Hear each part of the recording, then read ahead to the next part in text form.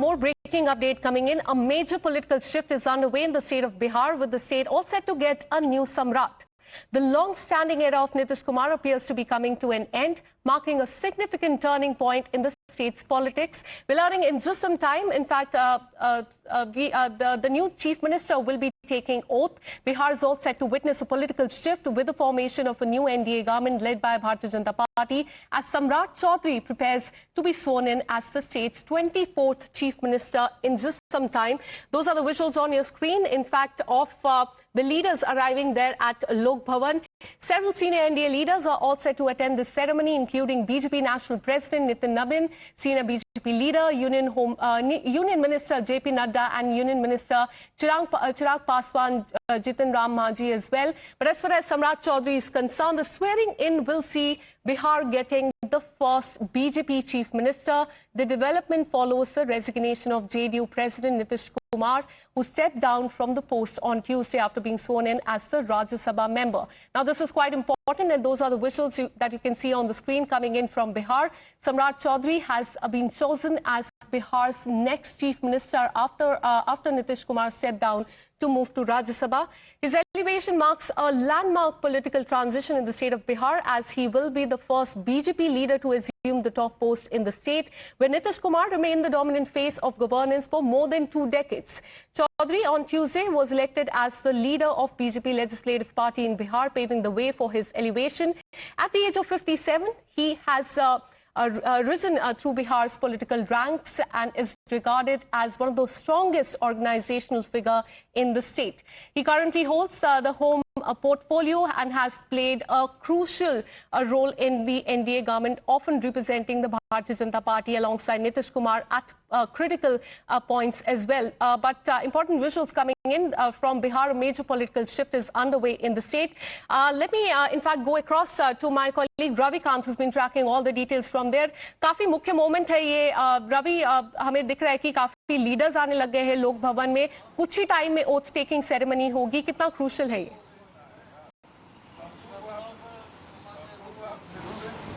देखिए, आधिकारिक समय जो है वो 10:50 का है.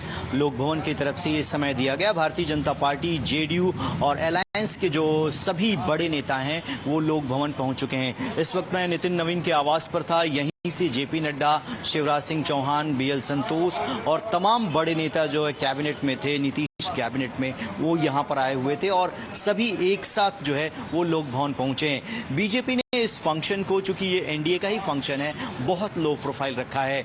इसमें लो प्रोफाइल रखने के पीछे की वजह भी यही बताई जा रही है कि अभी भी ये सरकार जो है, भले ही बीजेपी का मुख्यमंत्री बन रहा हो, लेकिन सरकार जो है वो एनडीए की है. इसीलिए कोई तामझाम या कोई शक्ति प्रदर्शन जो है वो भारतीय जनता पार्टी यहां पर नहीं करना चाहती. 3 लोग आज ओथ लेने वाले हैं सीएम के रूप में. सम्राट चौधरी और 2 डेप्यूटी सीएम जो जेडीयू के कोटे में गए हैं वो आज ओथ लेंगे. और उसके बाद जो है 5 राज्यों के जो विधानसभा चुनाव के नतीजे आएंगे, उसके बाद जो है बिहार में एक बड़ा कैबिनेट विस्तार जो है होने की पूरी संभावनाएं हैं. क्योंकि मैक्सिमम ऐसे लीडर्स या विधायक हैं जिनकी अलग अलग राज्यों में ड्यूटी लगी हुई है, और ऐसे में अगर आप किसी को मंत्री बनाते हो और कोई ड्रॉप होता है तो चुनाव पर असर ना पड़े, इस लिहाज से आज सिर्फ 3 लोगों को ओथ यहां पर दिलाई जा रही है. ये बीजेपी के लिए आज का दिन जो है बेहद महत्वपूर्ण इसलिए है क्योंकि जब से यहां पर बीजेपी की स्थापना हुई है तब से लेकर अब तक बीजेपी का मुख्यमंत्री यहां पर नहीं रहा है. बीजेपी हमेशा, चाहे उसकी सीटें ज्यादा रही तब भी मुख्यमंत्री नीतीश कुमार रहे, और मैक्सिमम टाइम जो बीजेपी जो है वो छोटे भाई की भूमिका में बिहार जैसे राज्य में रही है. लेकिन अब वो इतिहास हो चुका है. आज भारतीय जनता पार्टी का जो है मुख्यमंत्री है वो बिहार में बनने जा रहा, और इसीलिए रिस्पॉन्सिबिलिटी और चुनौतियां जो हैं वो भारतीय जनता पार्टी के सामने हैं. और इसीलिए जो उनके बड़े नेता हैं उन्होंने यहाँ पर प्लानिंग की है कि किस तरीके से स्टेट को गुड गवर्नेंस और लॉ एंड ऑर्डर के मामले पर खरा उतरने के लिए पूरा एक रोड मैप बनाया जाए, और वो सम्राट चौधरी के साथ मिलकर उस प्लान को एग्जीक्यूट करने वाले हैं. और आज का दिन इसलिए महत्वपूर्ण है. और लोक भवन की तस्वीरें आप देख रहे होंगे, वहां पर तमाम बड़े नेता जो भारतीय जनता पार्टी हैं, चाहे वो जेडीयू के नेता हों, चाहे रामविलास पासवान की पार्टी के नेता हों, जीतन राम मांझी की पार्टी के नेता, सबका वेलकम जो है वो भारतीय जनता पार्टी के नेता वहां पर कर रहे हैं. और 10:50 पर आधिकारिक समय है. लगभग ये फंक्शन 15 मिनट का रहने वाला है. लोग भवन के अंदर, जहां पर मुख्यमंत्री के रूप में सम्राट चौधरी को आज शपथ दिलाई जाएगी। Absolutely. So in just few minutes from now, Samrat Chaudhary will take oath as Bihar's next chief minister, and this is quite important as he will be the first Bharatiya Janata Party leader to assume the top post in the state, where Nitish Kumar, as my colleague also mentioned, remained the dominant face of governance for more than 2 decades. Ravikant, क्या आप हमें बता सकते हैं कि किस तरह की वहां पे प्रिपरेशन की गई है? कितने बीजेपी के लीडर्स और मंत्री इस ओथ टेकिंग में शामिल होंगे?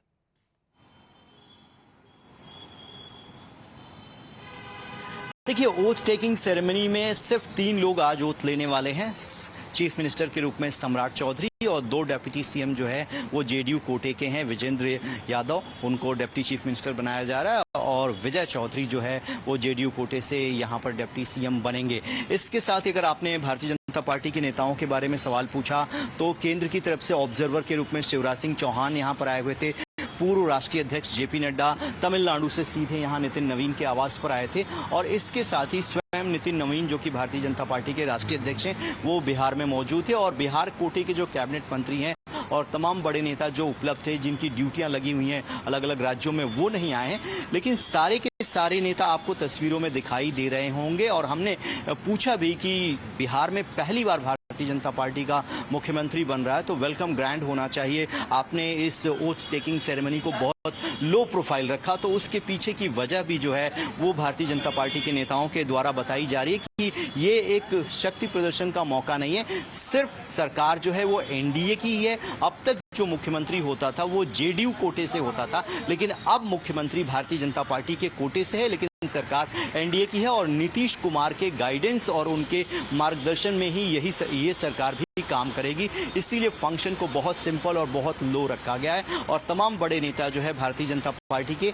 सहयोगी दलों को, जो नेता लोक भवन पहुंच रहे हैं, उनको वेलकम कर रहे हैं। और ये सरकार जो है एक साझा कार्यक्रम के तहत ही चलेगी। पहले जो नीतीश कुमार जिस तरीके से बिहार को फंक्शन कर रहे थे, रन कर रहे थे, उनके सुझावों को अभी भी इस सरकार में प्राथमिकता दी जाएगी। भले ही वो दिल्ली की तरफ रुख कर चुके हैं, लेकिन जब भी उनकी जरूरत होगी, नीतीश कुमार के एडवाइस को, उनके एक्सपीरियंस को, मौजूदा सरकार यानी सम्राट चौधरी की सरकार जो है उनके अनुभव का पूरा इस्तेमाल करेगी। All right, stay on with us. In fact, Ravi, we are getting in visuals from the state of Bihar, where you can see the Bihar governor has reached for the oath-taking ceremony. This is going to be a very crucial moment in the history of Bihar as well. In just some time, Samrat Chaudhary will be taking oath as the next chief minister of Bihar. He's also seen as an important OBC face for the Bharatiya Janata Party, representing the Kushwaha community as well, which holds notable electoral influence in the state of Bihar. Ravikant, coming back to you once again, हमें और बताइए सम्राट चौधरी की journey के बारे में भी, कितना क्रूशल उनकी पॉलिटिकल जर्नी रही है। उन्होंने अपना करियर शुरू किया था आरजेडी से 1999 में, और अब वो चीफ मिनिस्टर बनने वाले हैं बिहार के।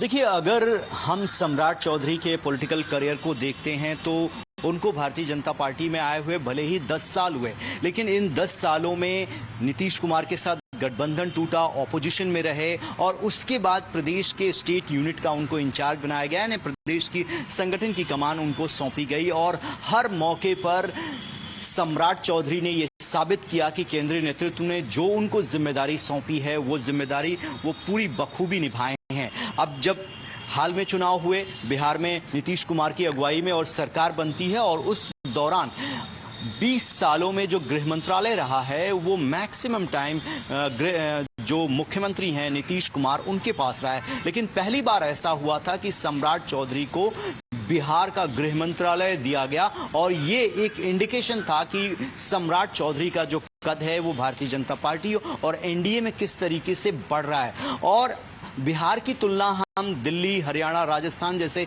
स्टेट से नहीं कर सकते, क्योंकि यहाँ पर पूर्ण बहुमत की सरकार नहीं है, यहाँ पर अलायंस की सरकार है। जेडीयू जो है एक महत्वपूर्ण घटक दल है इस सरकार में, और ऐसे में सरकार, संगठन और जेडीयू और सहयोगी दलों के बीच में सामंजस्य बिठाना, चूंकि बिहार एक पॉलिटिकल स्टेट है और यहाँ पर कभी भी किसी भी के साथ जो है ऊपर नीचे हो सकता है, राजनीति में कभी भी नीतीश कुमार जो है कहीं और ना चले जाएं, इस बात की आशंका और डर जो है वो हर वक्त जो है भारतीय जनता पार्टी के खेमे में रहता है। ऐसे में वो कौन सा लीडर था जो इन तमाम गतिविधियों को अच्छे तरीके से संचालित कर सके, संगठन को संभाल सके, सरकार को चला सके और लोगों के बीच में तालमेल बिठा सके। उसमें तमाम नेताओं पर एक एक करके कैलकुलेशन हुए और हमारे सूत्र ही बताते हैं कि भारतीय जनता पार्टी के केंद्रीय नेतृत्व को ये लगा कि सम्राट चौधरी चूंकि एक बड़ा नाम है और नीतीश कुमार के वोट बैंक को बीजेपी में लाने के लिए, उस वोट बैंक को इंटैक्ट रखने के लिए हमें एक ऐसा चेहरा चाहिए जो जातिगत समीकरण पर भी अच्छा फिट बैठता हो, सरकार चलाने का अनुभव हो, संगठन की नॉलेज हो। और ऐसे में ये नाम निकलकर सम्राट चौधरी का आता है और सम्राट चौधरी को विधायक दल का नेता कल चुन लिया जाता है। और उसके बाद देखिए तमाम लोग जो है उनसे मिल रहे हैं और अब सम्राट चौधरी जो है बिहार के मुख्यमंत्री बनने जा रहे हैं अब से कुछ ही देर बाद। Absolutely. The oath-taking ceremony will be starting in just some time, and this is being seen as a major political shift in the state of Bihar, with the state all set to get a new Samrat, as he's being called. The long-standing era of Nitish Kumar appears to be coming to the end, marking a significant turning point in the state politics. Bihar is all set to witness a political shift with the formation of the new NDA government led by the Bharatiya Janata Party, as Samrat Chaudhary prepares to be the next chief minister there. Coming back to you, Ravikant, on this, इसको काफी एक major political shift की तरह देखा जा रहा है बिहार में, क्योंकि पहली बार भारतीय जनता पार्टी का चीफ मिनिस्टर कोई बन के सामने आएगा। 2 डेकेड्स तक नीतीश कुमार का वहां पे डोमिनेंस रहा था। कितना क्रूशल है ये? देखिए बहुत बड़ा चेंज है और खासतौर पर भारतीय जनता पार्टी के लिए एक बड़ी उपलब्धि है। बिहार एक ऐसा स्टेट था जब से भारतीय जनता पार्टी की स्थापना हुई, फाउंडेशन से लेकर अब तक बीजेपी अपना मुख्यमंत्री बिहार में बनाने में कामयाब नहीं रही है। और नीतीश कुमार का भारतीय राजनीति में एक बड़ा कद था। 20 साल लगातार वो सूबे के मुख्यमंत्री रहे, जंगल राज से उन्होंने निकालकर बिहार को डेवलपमेंट के रास्ते पर लाया, लॉ एंड ऑर्डर की जो बहुत दिक्कतें हुआ करती थी उनको सही किया और ऐसे में 20 साल तक उन्होंने एक तरफा राज किया। और 20 साल के बाद संगठन में जेडीयू और बीजेपी का गठबंधन होने के बावजूद कई बार ऐसी परिस्थितियां आई कि भारतीय जनता पार्टी की सीटें बहुत ज्यादा थी, बावजूद इसके नीतीश कुमार ही मुख्यमंत्री रहे, क्योंकि जो लीडरशिप है वो ये जानती है कि अगर हम नीतीश कुमार को उस वक्त हटने के लिए कहते तो एक बड़ा का बड़ा वोट बैंक उनके साथ शिफ्ट हो जाता। अब परिस्थितियां ऐसी बनी कि नीतीश कुमार का स्वास्थ्य जो है उनको अलाउ नहीं करता और उनकी इच्छा थी कि वो राज्यसभा जाएं और ऐसे में नीतीश कुमार दिल्ली की तरफ रुख करते हैं और उसके बाद बीजेपी को एक मौका लगता है और उस मौके को यहां पर